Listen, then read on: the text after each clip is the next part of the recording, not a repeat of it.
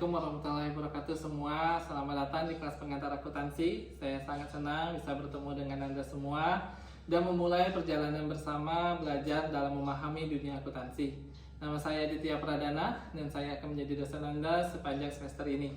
Materi kuliah ini akan memberikan dasar-dasar yang penting dalam akuntansi, membantu Anda memahami prinsip-prinsip yang menjadi dasar laporan keuangan dan proses pengambilan keputusan dalam bisnis.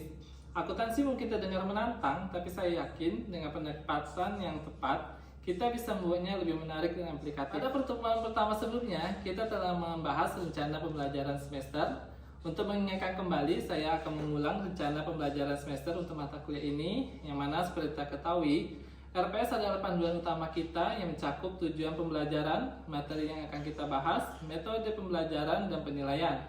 Ada 4 capaian pembelajaran mata kuliah ini, yaitu yang pertama, mampu menjunjung tinggi dan menerapkan prinsip-prinsip etika, bisnis, dan profesi.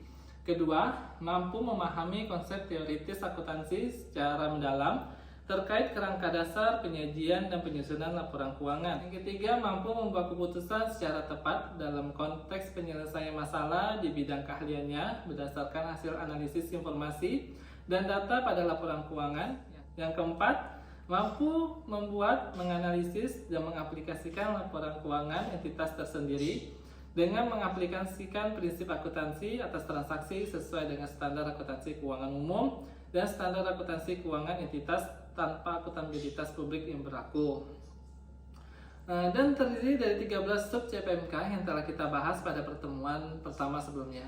Sekarang, mari kita lanjutkan dengan materi yang lebih mendalam. Sebelum kita mulai, saya ingin memberitahu Anda tentang sub CPMK dan indikator yang akan kita capai pada hari CPMK pertemuan kedua ini mampu menjelaskan persamaan akuntansi dan perannya dalam perusahaan dengan indikator yang pertama, ketepatan menjelaskan tentang jenis perusahaan, kedua, ketepatan menjelaskan tentang peranan akuntansi dalam bisnis, ketiga, ketepatan menjelaskan tentang profesi akuntan. Keempat, ketepatan menjelaskan tentang konsep bisnis entitas. Kelima, ketepatan menjelaskan persamaan akuntansi, di mana tujuan pembelajaran yaitu kita mengetahui dan memahami jenis dan bentuk perusahaan. Yang kedua, menguraikan peran etika dalam bisnis. Ketiga, menguraikan profesi akuntansi. Keempat, memahami pihak-pihak yang berkepentingan dalam bisnis. Dan kelima, memahami konsep persamaan akuntansi. Pokok bahasan dalam pelajaran kita hari ini yaitu gambaran umum akuntansi dan persamaan akuntansi. Di mana sub pokok bahasanya kita akan membahas tentang jenis perusahaan, peranan akuntansi dalam bisnis, profesi akuntansi, konsep bisnis entitas, dan 5 persamaan akuntansi. Metode pembelajaran, kita akan menggunakan metode pembelajaran yang bersifat problem based learning, yaitu kita akan menempatkan Anda dalam situasi nyata di mana kita harus mengidentifikasi dan memecahkan masalah akuntansi. Ini bukan hanya tentang memahami teori, tapi juga tentang bagaimana menerapkannya dalam situasi di dunia nyata. Kita akan bekerja untuk mengidentifikasi masalah, melakukan analisis, dan menyusun solusi. Kemudian hasil kerja kita akan dipresentasikan di depan kelas dan kita akan berdiskusi bersama. Sebagai contoh, kita akan membuat studi kasus tentang perusahaan yang sedang menghadapi kesulitan dalam mencatat dan melaporkan transaksi keuangan dengan benar yang berdampak pada penyusunan laporan keuangan yang akurat. Kita diminta sebagai tim konsultan akuntansi untuk menganalisis transaksi yang terjadi selama bulan pertama perusahaan beroperasional dan menyusun persamaan dasar akuntansi yang benar. Dalam tugas ini, kita akan melibatkan dalam menganalisa studi kasus perusahaan yang mengalami kesulitan dalam mencatat dan melaporkan transaksi keuangannya. Tugas ini akan melibatkan Anda menganalisis studi kasus perusahaan yang mengalami kesulitan dalam mencatat dan melaporkan transaksi keuangannya dengan benar. Sebagai tim konsultan, kita akan diminta untuk menyusun persamaan dasar akuntansi yang tepat untuk setiap transaksi yang terjadi selama bulan pertama operasional perusahaan. Selain itu, kita juga akan diminta untuk mengidentifikasi isu-isu yang mungkin timbul dalam pencatatan transaksi dan memberikan rekomendasi untuk perbaikan proses pencatatan guna meningkatkan akurasi laporan keuangan perusahaan. Melalui tugas ini, kita akan dapat menguji pemahaman tentang persamaan dasar akuntansi dan kemampuan dalam menerapkannya dalam konteks praktis di dunia bisnis. Sebagai sumber bacaan tambahan, saya akan merekomendasikan buku teks Dasar-Dasar Akuntansi karangan Haryono dan jurnal-jurnal terkini seperti Journal of Accounting Research. Anda juga dapat mengakses e-book dan artikel ilmiah yang terkait melalui database perpustakaan universitas. Manfaatkan sumber-sumber ini untuk mendukung pemahaman Anda dalam materi yang diajarkan dan untuk mengeksplorasi konsep-konsep akuntansi lebih mendalam. Saya berharap Anda siap untuk berdiskusi, berkolaborasi, dan berpikir kritis. Jangan ragu untuk bertanya dan terlibat aktif dalam setiap sesinya. Kita mulai perjalanan ini dengan semangat belajar yang tinggi dan keinginan untuk memahami lebih dalam tentang akuntansi. Materi hari ini tentang akuntansi, kita akan membahas tentang sifat dasar perusahaan dan akuntansi. Yang pertama, sifat dasar perusahaan dan akuntansi yaitu perusahaan itu mencari keuntungan dan keuntungan penjual di bulan bulan. Di sini apa yang ada yang tahu jenis-jenis perusahaan di dalam jenis-jenis usaha di dalam perusahaan. Ya. Perkenalkan, nama saya Daniel Sadi. Izinkan saya menjawab pertanyaan Bapak. Jenis-jenis usaha itu ada 3. Yang pertama jasa, yang kedua dagang, dan yang ketiga manufaktur. Oke, benar sekali. Ada 3, yang pertama jasa, yang kedua dagang, yang ketiga manufaktur. Ada yang bisa jelasin perusahaan dengan jenis usaha jasa itu apa maksudnya?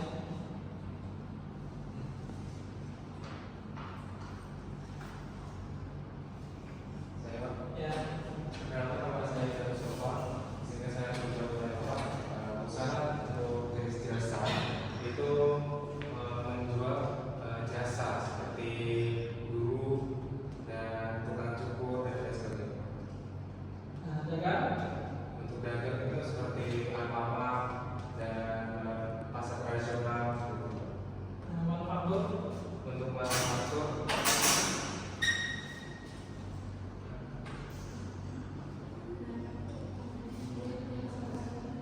seperti menjual produk yang membuat produk. Ini terima kasih Pak. Perusahaan jasa. Perusahaan itu ada 3. Perusahaan itu dibagi jenis usaha yang 3. Yang pertama jasa, kedua dagang, ketiga manufaktur. Jasa itu menyediakan jasa untuk pelanggan. Contohnya Garuda Indonesia, Telekomunikasi Indonesia. Yang kedua dagang, yaitu menjual produk yang diperoleh dari pihak lain ke pelanggan. Contohnya Alfamart, Tokopedia. Yang keempat, manufaktur itu mengubah input dasar lalu mengubahnya menjadi produk. Contohnya Astra International, Indofood, Sukses Food. Jadi jasa itu yang berkaitan dengan produk jasa yang diterbitkan oleh perusahaan tersebut, kayak Shopee, Tokopedia, itu perusahaan jasa. Terus perusahaan dagang, selain Alfamart, Tokopedia dan lain-lain itu bisa juga kayak Trona, Jamkos, itu termasuk perusahaan dagang. Terus manufaktur itu mengubah input dasar menjadi barang jadi. Contohnya itu kayak produk tadi, Astra International, Indofood, dan Sukses. Kemudian ini peran akuntansi dalam bisnis. Peran akuntansi dalam bisnis itu yaitu sebagai sistem informasi yang menyediakan laporan kepentingan mengenai aktivitas ekonomi dan kondisi perusahaan. Ini alur dari sebagai akuntansi sebagai suatu sistem informasi, di mana yang pertama itu terbagi dari 2 pihak, internal dan eksternal. Internal itu ada karyawan, manajer sebagai pemangku kepentingannya. Yang kedua itu eksternal, yaitu sebagai investor, kreditor, konsumen dan pemerintah. Jadi dalam menggunakan informasi dalam akuntansi ada 5 tahapan yang harus kita lakukan. Yang pertama, identifikasi pengguna.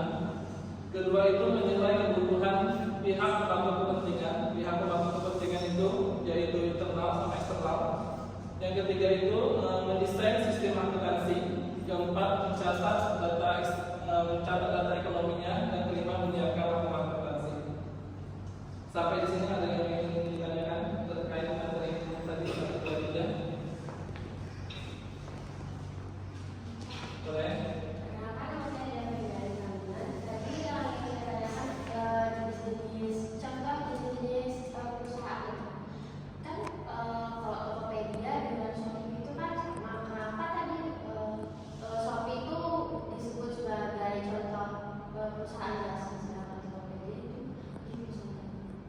Iya.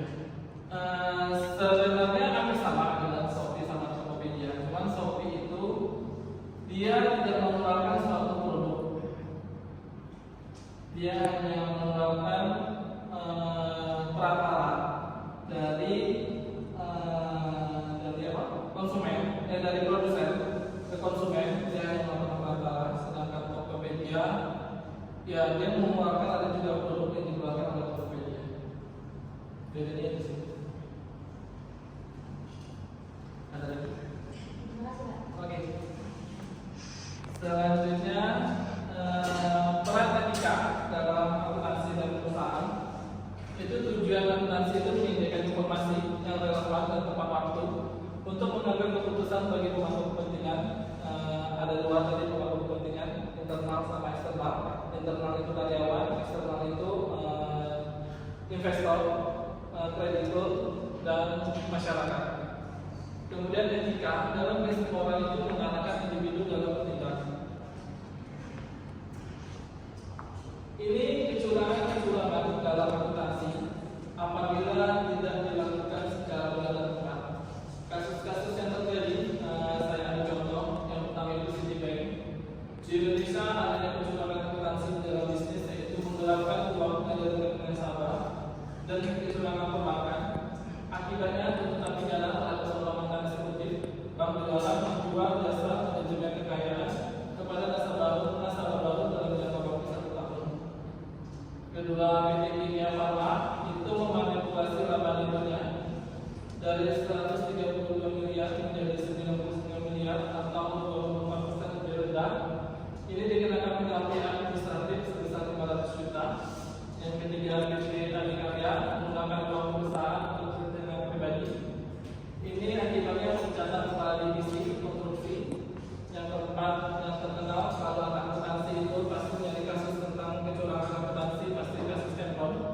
Enron itu di dalam akuntansi paling dicari kasusnya, yaitu mengumumkan hasil kinerja keuangan.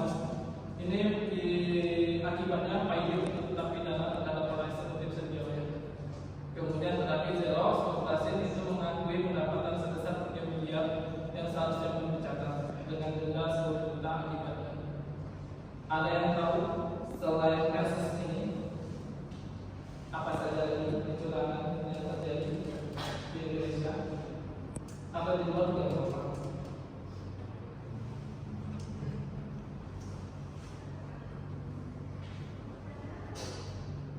Kecurangan yang terkait dalam laporan akuntansi.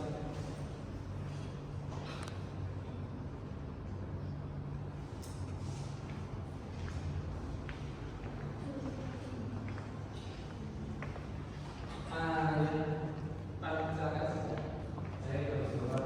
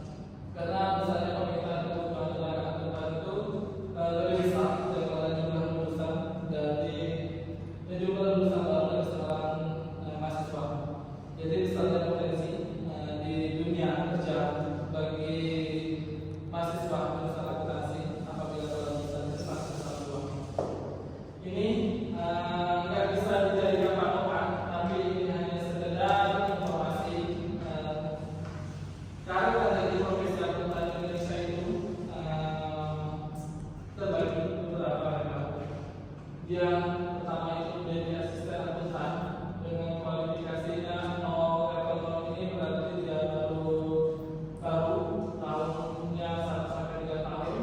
Di sini dia hanya melakukan pencatatan dan menyusun ringkasan transaksi keuangan. Itu gajinya bisa sampai 5 juta sampai 6 juta. Terus juga staff pengawas kredit bisa jadi sarjana. Itu gajinya 4 juta sampai 4,5 sampai 10 juta. Kemudian supervisor gajinya 10 juta sampai 15 juta. Yang terakhir itu manajer keuangan gajinya 25 juta sampai 40 juta. Ini real atau enggak? Real. Jadi banggalah kita kejadiannya inilah rank gaji sebagai value kita sebagai mahasiswa jurusan akuntansi, rank harga yang dapat diterima. Ataupun kalau kita nanti ingin jadi wirausaha, pengusaha, inilah yang selanjutnya kita kasih nanti ke tenaga kerja kita kalau seandainya mereka lulusan akuntansi. Sampai di sini ada pertanyaan? Diatur oleh aturan keuangan mengikuti standar akuntansi keuangan, yaitu menyiapkan laporan keuangan. Tujuannya agar investor dan pemangku kepentingan itu memungkinkan untuk membandingkan laporan keuangan antar perusahaan. Ini pernyataan standar akuntansi keuangan PSAK, Dewan Standar Akuntansi Keuangan. Ini mengembangkan standar akuntansi mengikuti ISB. Yang kedua, International Accounting Standard Board itu menyusun International Accounting Standard. Inilah patokan dari seorang akuntan dalam menyusun laporan keuangan. Ada dua, yang pertama Dewan Standar Akuntansi Keuangan dan International Accounting Standard Board. Jadi suatu perusahaan dalam menyusun laporan keuangan harus mengacu pada dua standar ini yang telah diakui oleh dunia.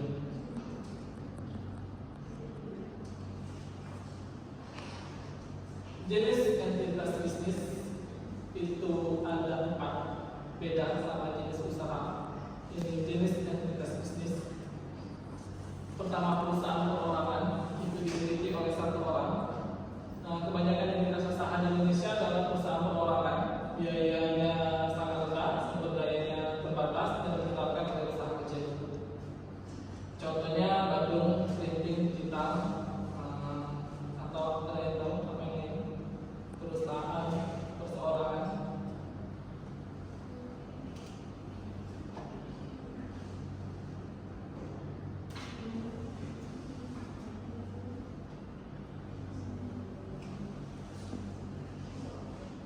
Perusahaan perseorangan ini bersifat hanya perseorangan, konsepnya seperti fotokopi, pabrik tahu, fotokopi, pabrik tahu. Terus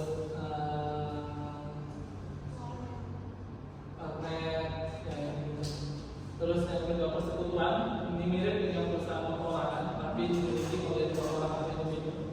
Biasanya karakteristiknya itu bersifat firma dengan CV. Contohnya kantor akuntan publik, kemudian biro hukum. Selanjutnya korporasi, ini diatur dalam peraturan perundang-undangan. Sebagai entitas hukum terpisah yang dikenakan pajak. Contohnya PT Telkom, PT Pertamina, yang bersifat PT-PT itu termasuk korporasi. Kemudian korporasi ini dikelola oleh direktur anggota.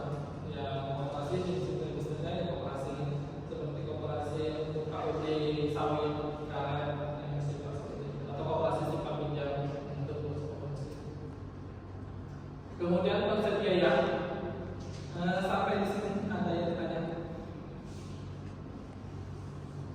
Akuntansi didasarkan pada bukti yang objektif, dan kedua konsep bukti pengukuran data ekonomi dicatat dalam rupiah.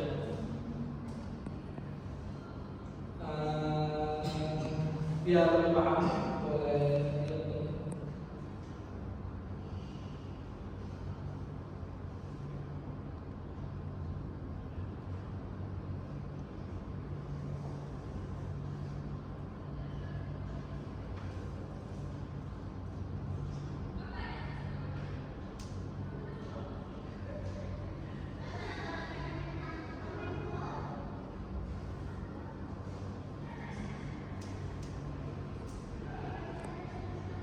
Udah mulai dengan video ini.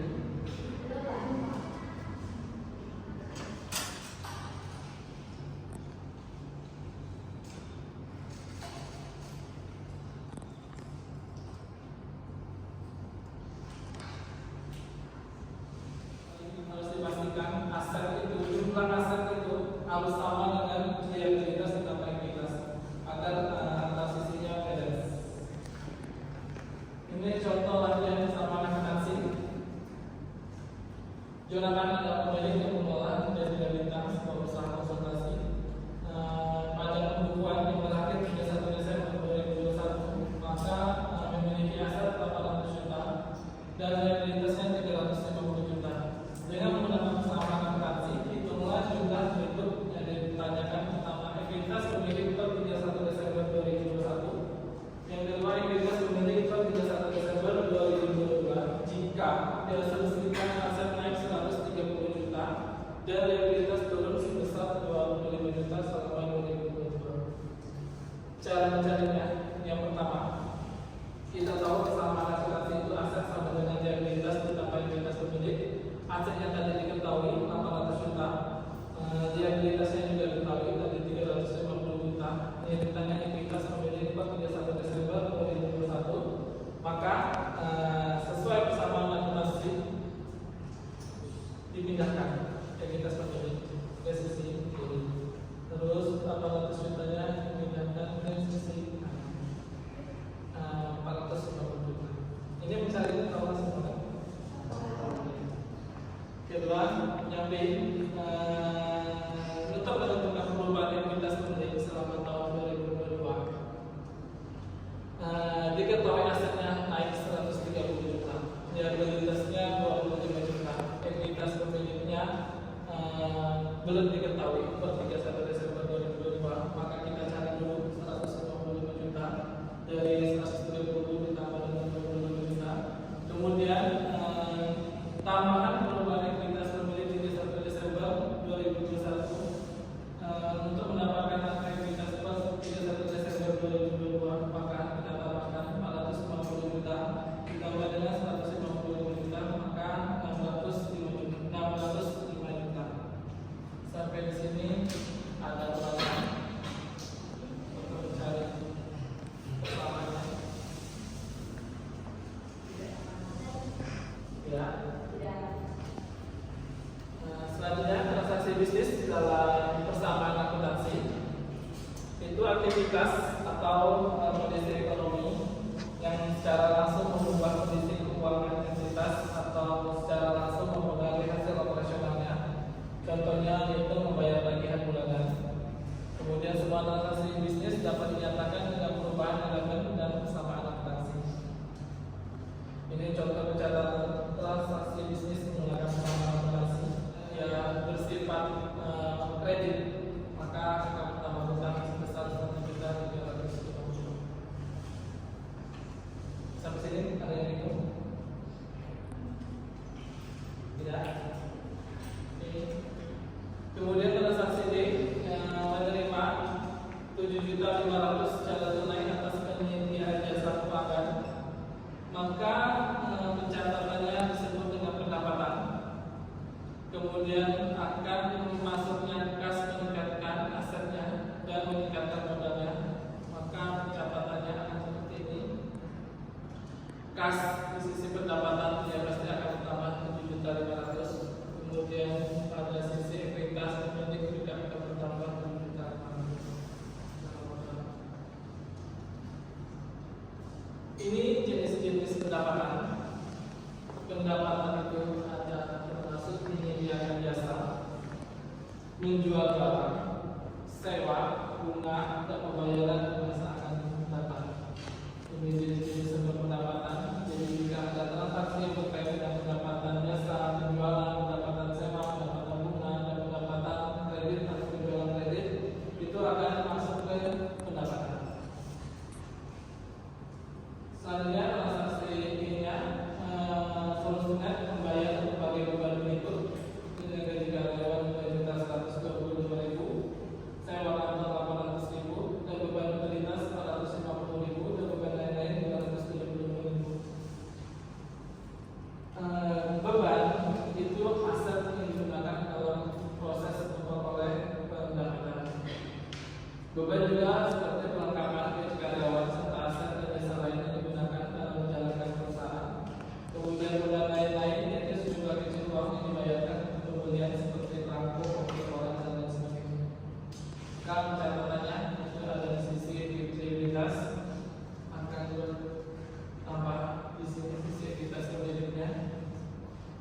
dia akan mengurangi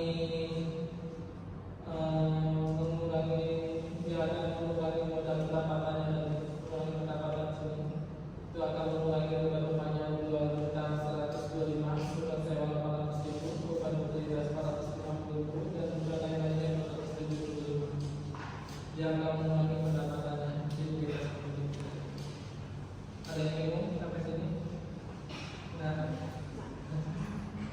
kemudian transaksi F yaitu membayar 1.550.000 kepada kreditor, maka akan terdapat di utang usahanya akan berkurang sebesar 950.000 dan kasnya akan berkurang juga sebesar 950.000.